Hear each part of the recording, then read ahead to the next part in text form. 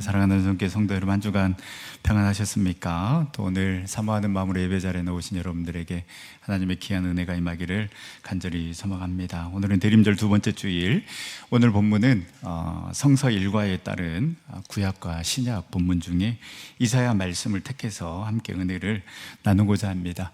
이사야 말씀은 총 66장으로 구성이 되어 있는데요, 1장부터 39장은 그 하나님의 공의로운 심판에 대한 내용이라면 40장부터 66장은 그 회복의 소망에 관한 내용을 전하고 있습니다. 그래서 이 이사야서를 이 성경의 축소판이라고 이야기를 합니다. 우리 성경은 구약 39권, 신약 27권, 총 66권으로 되어 있지 않습니까? 구약이 그 하나님의 심판에 대한 말씀, 그래서 그 메시아를 기다리는 내용의 책이라면, 신약은 예수 그리스도를 통한 그 회복과 소망의 말씀을 전하고 있기 때문에 이사야서 1장에서부터 39장의 내용은 구약 39권의 내용을 요약하고 있고, 또 40장부터 66장까지 총 27장의 내용은 신약의 27권의 그 메시지를 전달하고 있기 때문입니다.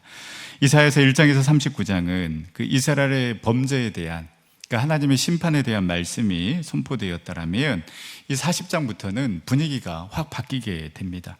이사야 선지자는 이 바벨론에서 돌아올 그 미래의 후손들을 염두에 두고 위로와 소망의 메시지를 선포하고 있는데요, 오늘 본문 말씀에 보면 4개의 외침이 선포가 되고 있습니다.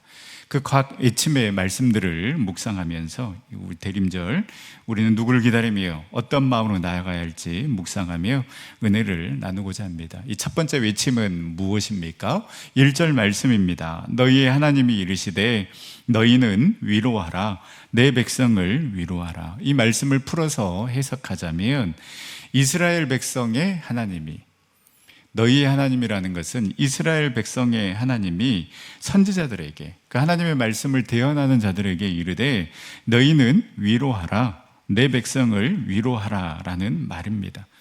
어떻게 위로해야 하는가? 대충 하지 말고 2절 말씀에 보니까 너희는 예루살렘의 마음에 닿도록 위로하라 라고 이렇게 선포하고 있습니다. 이 말은 진심으로 위로하라는 것 아니겠습니까? 위로를 한다고 하는데 굉장히 기분 나쁘게 위로하는 사람이 있습니다. 이게 이제 지적질인지 위로인지 그 애매하게 만드는 놀라운 능력을 가지고 있는 분들이 있어서 위로인 듯 위로 아닌 위로 같은 그런 말을 건네는 분들이 있습니다. 그런데 오늘 하나님께서는 야, 선지자들에게 이렇게 애매하게 위로하지 말고, 누가 들어도 이 말씀은 위로의 말씀이구나 라고 이렇게 느낄 수 있도록 진심을 다해서 내 백성을 위로하라 라고 선포하고 있습니다. 그 위로의 내용이 무엇입니까? 왜 위로하라고 선포하라고 하나님께서 말씀하십니까? 2절에 보면 그 노역의 때가 끝났고 그 죄악이 사함을 받았으며 그의 모든 죄로 말미암아 여호와의 손에서 벌을 배나 받았기 때문에 위로하라고 선포하고 있습니다. 하나님께서는 이스라엘 백성이 하나님께 불충함으로 받은 그 고난과 치욕의 삶을 끝내시고 그들의 죄를 용서해 주시겠다라는 것입니다. 또한 이스라엘 백성이 스스로 지은 죄로 말미암아 치러야 할 죄값을 2배나 치른 것으로 하나님께서 인정하시겠다라고 말씀하십니다. 이 일방적이고 주권적인 그 하나님의 은혜와 용서가 이스라엘 백성의 위로의 근거가 되는 것입니다. 사실 이스라엘 백성이 실제로 자신들의 죄값을 2배나 치른 것은 아닙니다. 2배는커녕 그 하나님의 제사를 무시하고 하나님을 무시하며 멸시하며 우상을 섬겼던 그 죄악을 어찌 다 갚을 수 있겠습니까? 그런데 하나님께서 다 갚은 것으로 인정해 주시겠다라는 것입니다. 여러분, 이것이 바로 그저 받은 하나님의 놀라운 은혜입니다. 마땅히 받아야 할 것을 받고 누리는 것, 여러분, 이것은 은혜가 아닙니다. 그런데 도저히 받을 수 없는 그 은혜를, 그리고 도저히 사함받을 수 없는 그 죄를 사함받은 것이 바로 은혜입니다. 이 은혜를 내 백성들에게 베풀겠으니 이 은혜의 하나님의 계획을 그 백성들의 마음에 닿도록 백성을 위로하라는 것입니다. 대림절 두 번째 주일, 사랑하는 저녁교 성도 여러분, 우리는 누구를 기대하며 나아가야 합니까? 바로 위로하시는 그 주님을 기대해야 합니다. 여러분, 우리가 뭔가를 했기 때문이 아닙니다. 우리가 2023년 열심히 섬겼기 때문에, 열심히 봉사했기 때문에, 열심히 예배드렸기 때문에, 정말 최선을 다해서 우리 주님 앞에 물질을 드렸기 때문에 우리 주님께서 우리를 위로하시는 것이 아니라, 여전히 부족하고 여전히 죄 가운데 살아가지만 내 백성이며 내 자녀이기 때문에 하나님께서 포기하지 않으시겠다라는 것입니다. 그 하나님께서 포기하지 아니하시고 위로하시고 소망을 주겠다라고 말씀하십니다. 따라서 이 위로는 우리가 뭔가를 했기 때문에 그에 대한 보응에 따른 위로가 아니라 하나님의 전적인, 그 하나님의 의지적인 위로라고 할 수 있습니다. 전 세계 젊은이들이 BTS에 열광합니다. 그리고 또 우리나라의 많은 아줌마 부대들이 임영웅에 열광하는 이유는 다른 게 아닙니다. 그냥 이 BTS의 노래를 듣고 임영웅의 노래를 들으면 왠지 치유받는, 왠지 위로가 되는 그런 느낌을 받는다라는 것입니다. 훌륭한 청년들이고 또 우리 임영웅 같은 경우에는 정말 힘든 환경 속에서도 열심히 노력하고 그 꿈을 포기하지 않았기 때문에 그 자리에 오른 것 아니겠습니까? 실력뿐만 아니라 인성도 있어 보입니다. 그런데 여러분, 이 BTS나 임영웅이요, 나를 위해서 뭔가를 포기하고 나를 우리 곁에 다가오지는 않습니다. 콘서트를 통해서, 뭔가 이 팬 미팅을 통해서 만날 수나 있지, 내가 개인적으로 만나려고 하면 만나주지도 않습니다. 근데 여러분, 주님의 위로는 다릅니다.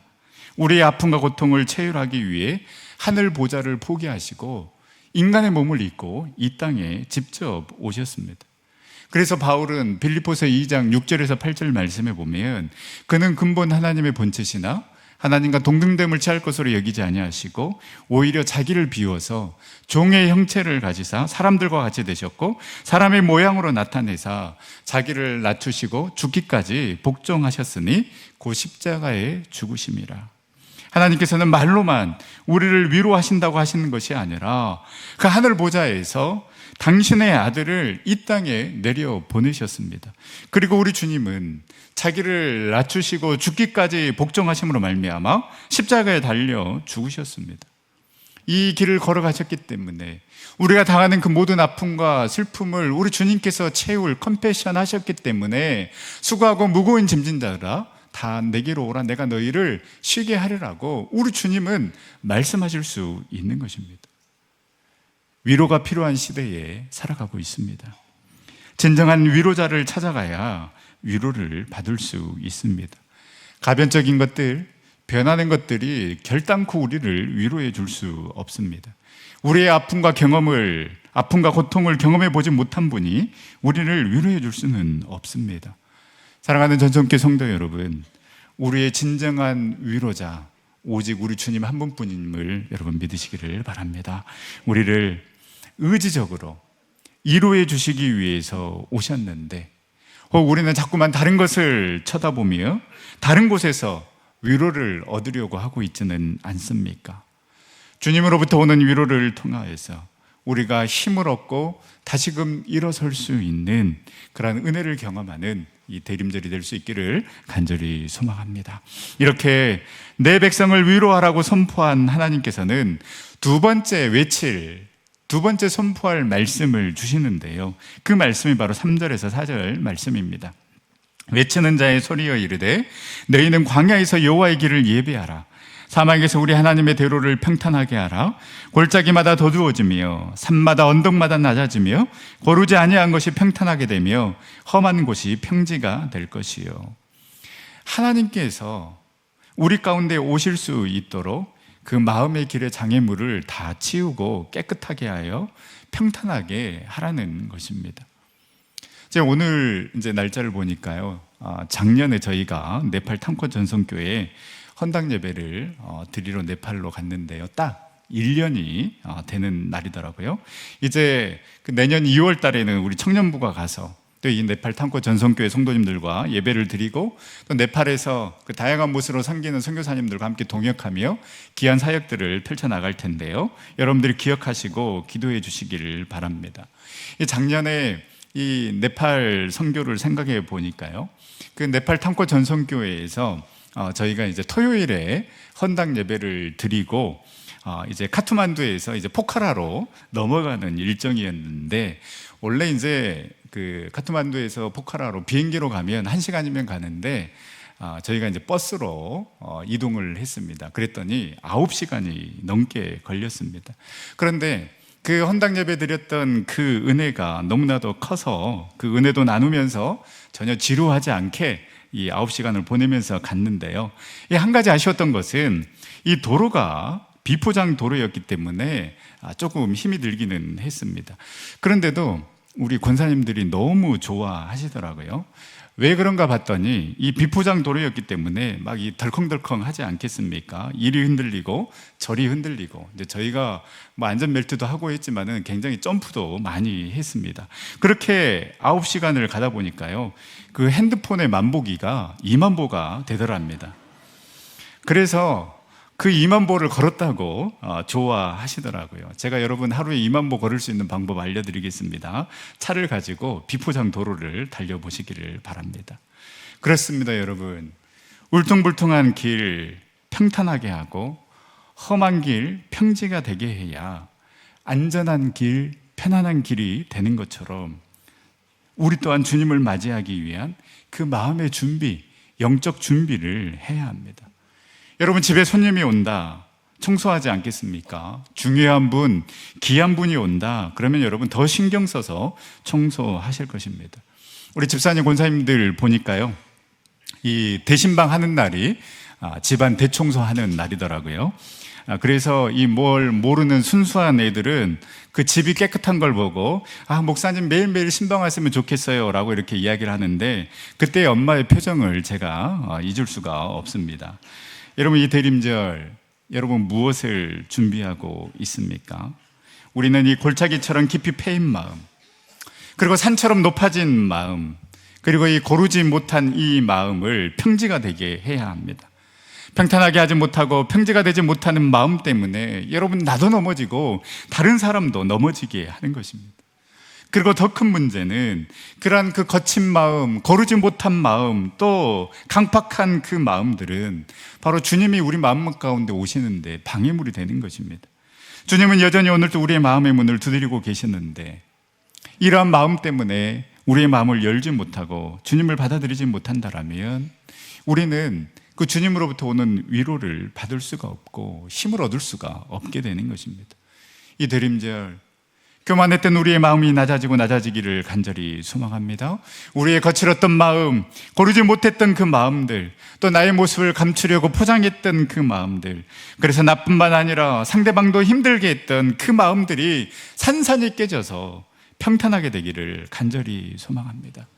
그러면 무엇으로 우리의 마음을 평탄하게 할 수 있겠습니까? 무엇으로 메꿔야 합니까? 무엇으로 채워서 주님의 길을 예배할 수 있겠습니까? 이제 하나님께서 세 번째로 외치게 합니다. 이 6절 하반절부터 8절 말씀에 보면, 모든 육체는 풀이요 그의 모든 아름다움은 들의 꽃과 같으니 푸른 마르고 꽃은 시들면 여호와의 기운이 그 위에 불미라. 이 백성은 실로 풀이로다. 푸른 마르고 꽃은 시드나 우리 하나님의 말씀은 영원히 서리라 하라.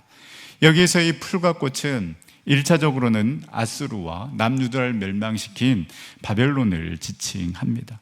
이들의 번성과 강함이 오래 갈 것처럼 보이지만, 영원한 것처럼 보이지만, 풀이 마르고 꽃이 시듬과 같이 이 바벨론도 무너질 것임을 분명하게 말씀하고 있습니다. 실제 이 바벨론은 바사 페르시아에 의해서 멸망당하게 됩니다. 이렇게 이야기한 하나님의 의도는 분명합니다.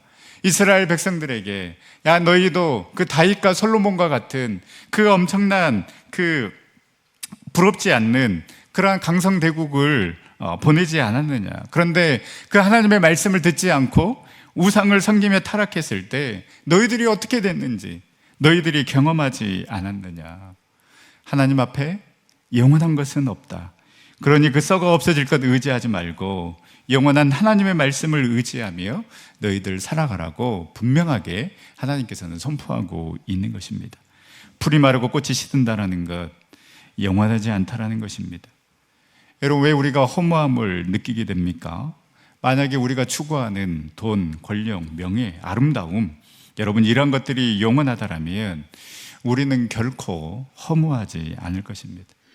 그러나 우리의 생명이 유한하기에 우리가 이 세상에서 누리는 그 모든 것들 또한 유한할 수밖에 없고, 거기에 목숨을 걸며 살아가는 삶 또한 결국 마지막에 느끼는 감정은 허무함입니다.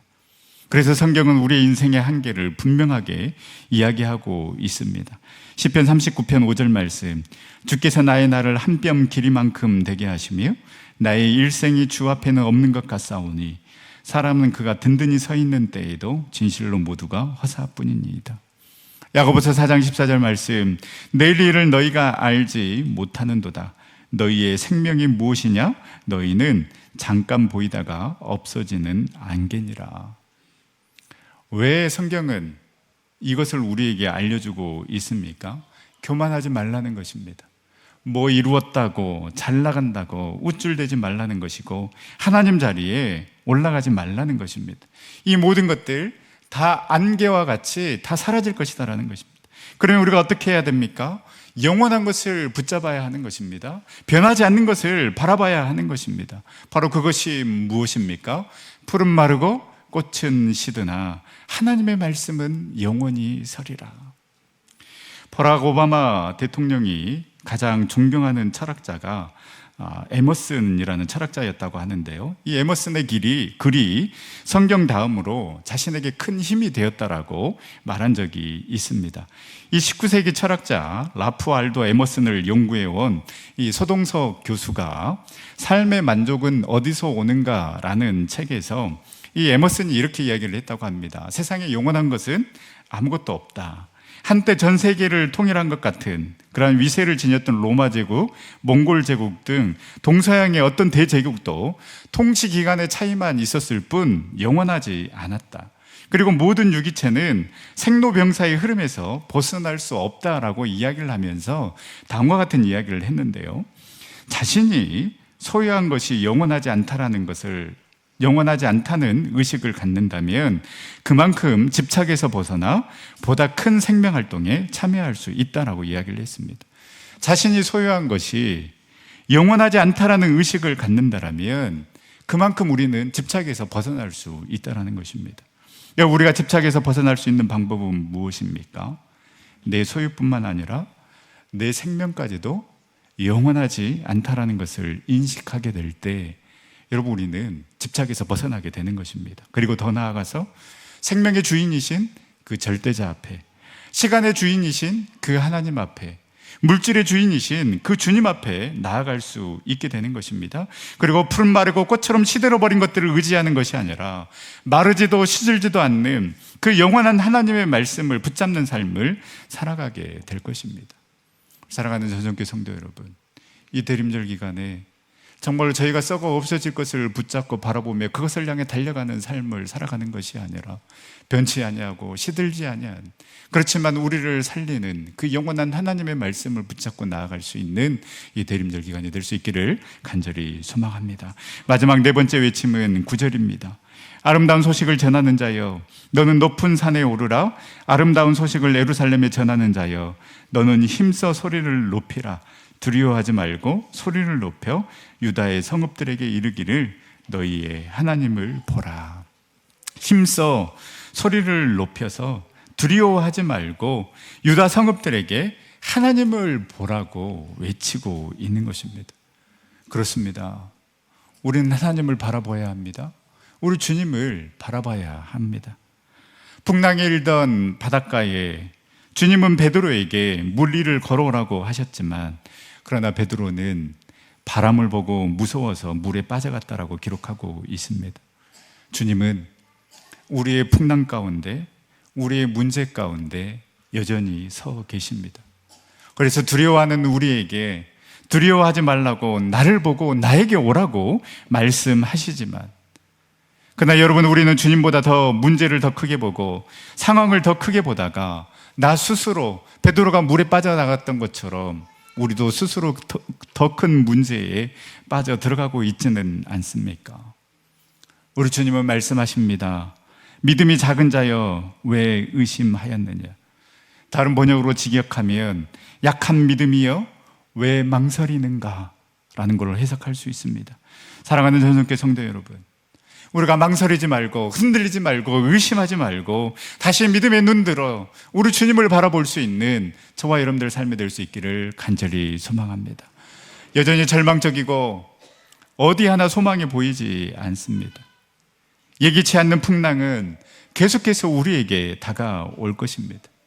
그러나 우리가 흔들리지 않을 수 있는 것은 여전히 그 풍랑 가운데, 그 절망 가운데 주님이 계시기 때문입니다.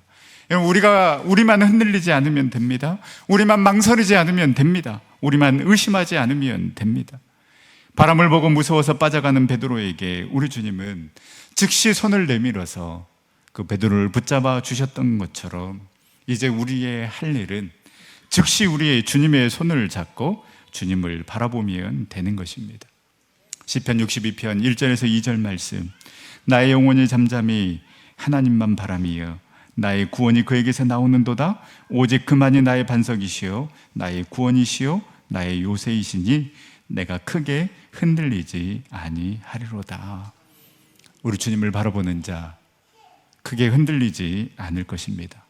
이 대림절 파도가 일렁이는 바다 한가운데 있는 것 같은 삶을 살아가지만 우리가 망설이지 아니하고 흔들리지 아니하고 의심하지 아니하고 우리 주님 바라보며 위로의 주님으로 오신 그 주님을 기다리며 그 주님과 함께 놀라운 은혜, 풍성한 은혜를 누리는 우리 전생의 모든 성도님들 될 수 있기를 간절히 소망합니다. 기도하겠습니다. 사랑과 은혜의 하나님, 귀하고 복된 주님의 날 허락하여 주시고 우리 전생의 가족들 함께 모여 예배드리게 하심에 감사를 드립니다. 이 대림절 간절히 주님을 기다립니다. 기대합니다. 위로의 주님으로 오신 주님을 기대하며 우리가 다른 곳으로 가지 아니하고 오직 주님으로부터 참된 위로를 받게 하여 주시옵소서. 주님의 길을 예비하며 그 대로를 평탄하게 함으로 우리의 교만한 마음이 낮아지고 거친 마음, 강팍한 마음이 평지가 되는 놀란 은혜가 임하게 하여 주시옵시고 우리의 한계를 인정하며 푸른 마르고 꽃은 시드나 우리 주님의 말씀은 영원하오니 그 영원하신 주님 말씀 붙잡고 우리 주님 바라보며 주님을 기다리는 삶 살아가는 우리 전생의 가족들 다 되어줄 수 있도록 인도하여 주시옵소서. 우리의 참 소망 되시는 예수 그리스도의 이름으로 기도드립니다. 아멘.